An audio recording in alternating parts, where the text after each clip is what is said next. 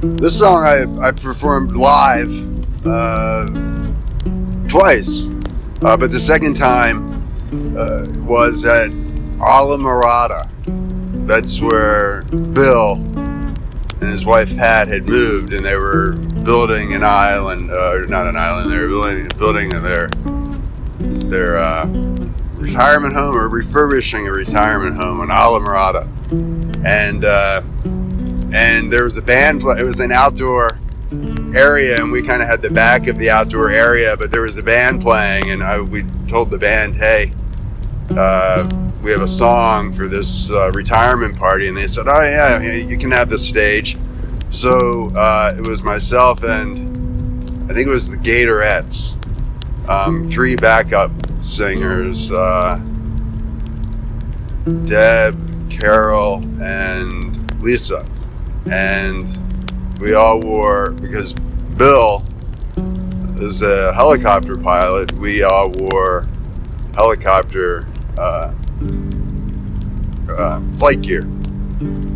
And so in addition to kind of the people that were at the party, they were kind of in the standing by the stage. At least that's how I remember it. Many years have passed, 10 years. And there was other people sitting in the crowd, and I hadn't really memorized. It's a long song. It's a long homage to Bill and everything he did and represented as the pilot. It was a lot of fun performing that, and we of course hadn't rehearsed that much, but I think it went well. And somebody had taped it on a phone, but it broke their phone. Yeah, the song was so long, and so there was never a recording of that live performance. And so fast forward many years, and when I started putting some of the old Bobby Angel anthology farewell songs into video format, I thought, oh, Ballad of Many Talents, and at this point I decided, I have enough for an album. That song needs to go on the album.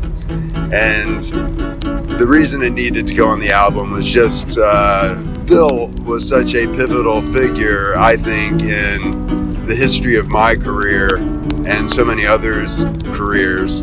And the role that the pilot plays, the helicopter plays in the preserve, it's really, the helicopter sort of like the pickup truck for, getting supplies out to any number of, and personnel to any number of places in the preserve, or doing different types of monitoring schemes. It's just too big a spatial scale to go out by ground to one site can take a day, even more than a day. So the helicopter, if you're doing something that requires multiple stops, and you can accomplish that. And Bill became the eye in the sky, they called him, because, well, he was flying so much, he flew so much, he just knew every corner, and to the point that he didn't need a GPS. It was all up in his head. And it was a simpler era. You know how things just get more complex as they progress. I think, Bill was able, as a pilot, he seemed to be able to do so many things that nowadays are, specialized under,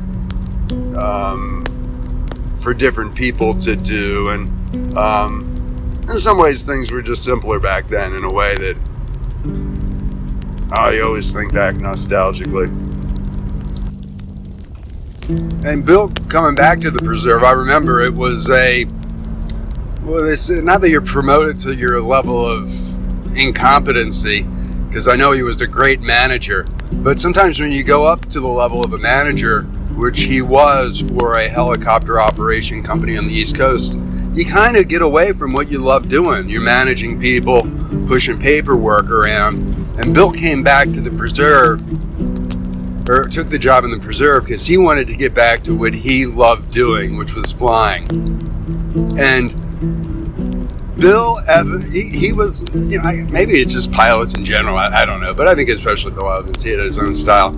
Everybody just had the deepest respect for him. He was, he never told me himself, but I think he was in Vietnam. He was a Vietnam that, or I don't even know. I mean, he was so low-keyed and understated, and but he would show up on a scene, and you're a man if you can kind of show up and calm things down, and not by force, just by sheer aura, and not of aura of this. It's just, there's kind of this classic photo someone shared, Mike O'Leary shared with me, and it's the classic Bill photo, and I just think of him as being, he had this really long man card. We talked about the man. Bill kind of did it all, and but he took that step back and he went back to do something he loved, and he would even see that, we had a field assignment where we had to walk in on ground. He had to walk through a mala swamp or something. He said, "Hey, I want to join you guys. That sounds fun." So he'd meet us and we'd walk out, and he'd be with the shovel, and even flying, he just loved being in the thick of it. And I think he made that critical decision and I've seen other people make that same decision. It's not that they're getting out of the rat race, they're getting back to what they love, because they loved what they did, but then it turned into a rat race. And I think he loved what he did when he was a manager, but if you're a pilot, it's like, being a hydrologist, keep your feet in the water, and beware once you're managing the old paper water. And Bill was a bit of a psychologist. He was a great friend, almost like a father figure, but a great friend. He was like that father you could talk to, and he was a psychologist. In the course of 10 years, I was kind of going through a phase of my life where things were rapidly changing,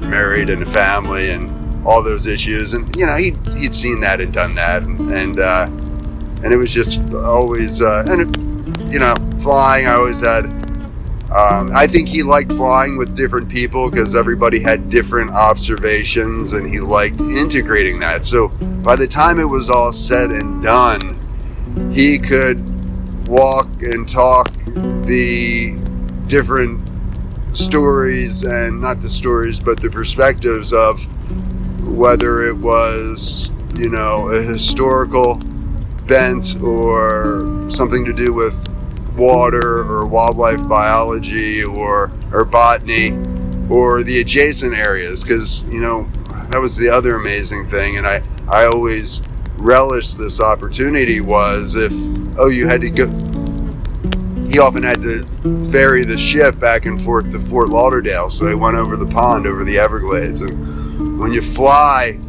in the Big Cypress, not only does everything become transparent, on the ground you see trees, and often you can't see past the weeds, but you get up in the air and the patterns emerge and everything starts to make sense in a way that you can't even imagine, even looking at a map, even Google Earth. I think it's just something about flying, seeing it, it really starts to make sense, and then that's multiplied when you fly over the Everglades and see the ridge and slough and how that differs from the Big Cypress mosaic, and then you see the different water management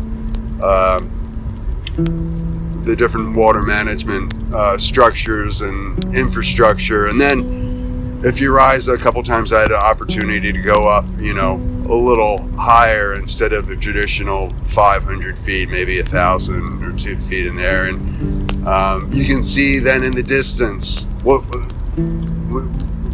the high rises, maybe at Marco, along the beach on a real clear day.